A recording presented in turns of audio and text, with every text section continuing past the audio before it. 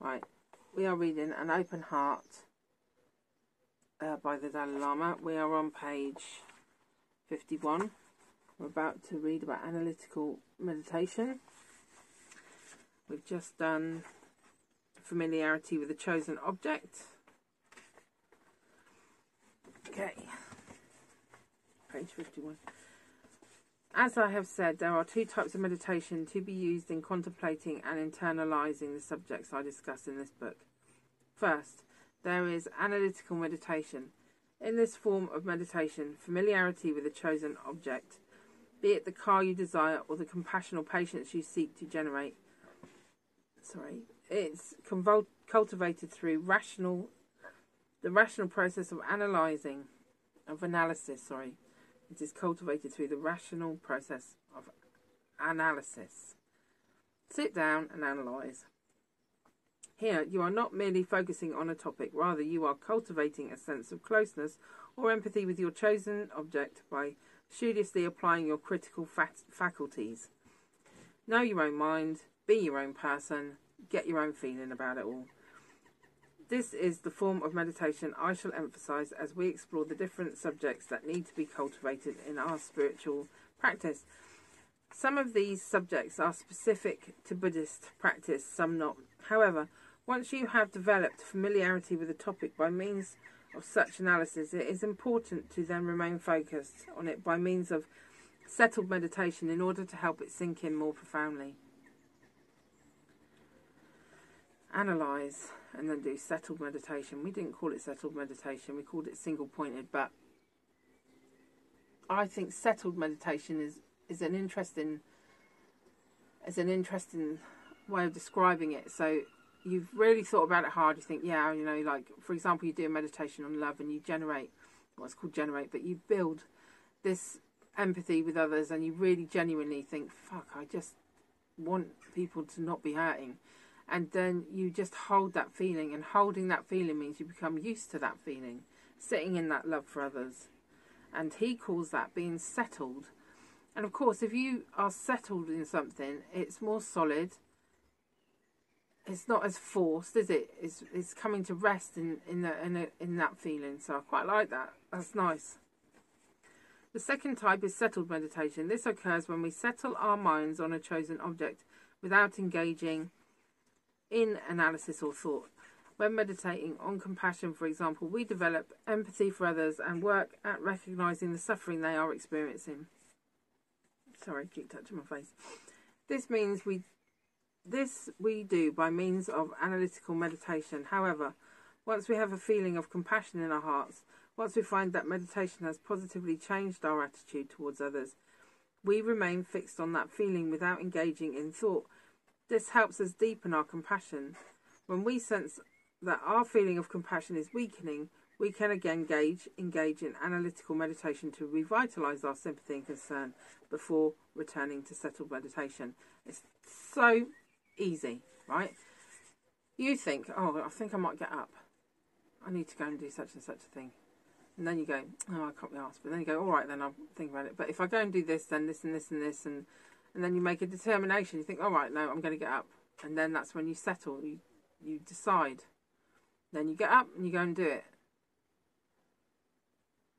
And we do settled meditation fleetingly. That between analytical and then the decision, that is, I think, like a form of settled meditation.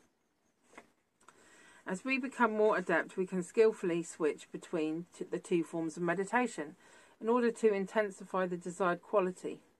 In chapter 11, Calm Abiding, which I would love, we shall examine the techniques for developing our settled meditation to the point where we can remain focused single-pointedly on our object of meditation for as long as we wish. I mean, they mean a long time, not just briefly. They're talking about sitting for like quite a long time. Because some people just really do a lot of meditation for a long time. As I've said, this object of meditation is not necessarily something we can see. In a sense, one fuses his or her mind with the object in order to cultivate familiarity with it. Settled meditation, like other forms of meditation, is not virtuous by nature. virtuous / beneficial.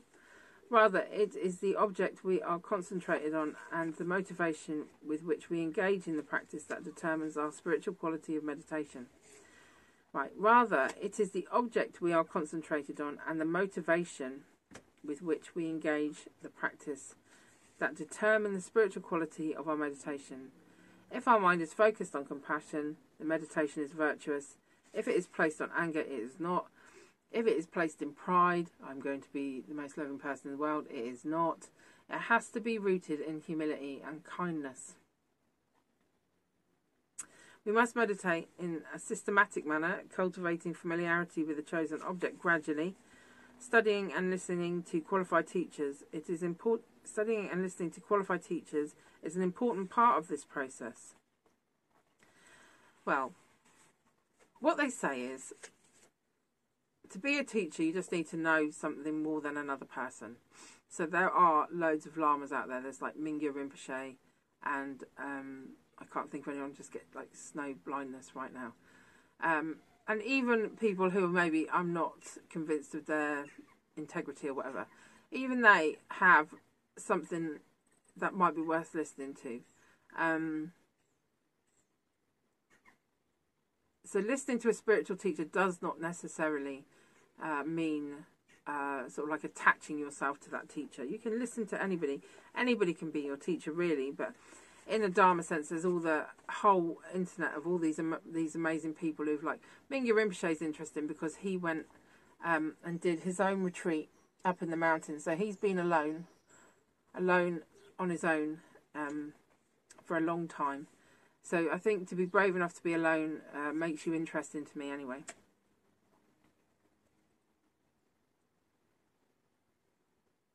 And then there's Thich Nhat Hanh. Anyway, I just won't go into, I'll leave it there. However, once we're feeling compassionate hearts, once we find them, which is positive change our attitude towards other people. I can't even remember where I was now. Oh yeah. We must meditate in a systematic manner, cultivating familiarity with our chosen object gradually. Studying and listening to qualified teachers is an important part of this process. We then contemplate what we have read or heard, scrutinising it so as to remove any confusion, misconceptions or doubts we might have. Also, what they might have. Because everyone, when you talk to them, is loading their speech with their own understandings and their own bias. Like, my bias is very much towards everyone having their own practice, not reliant on a teacher.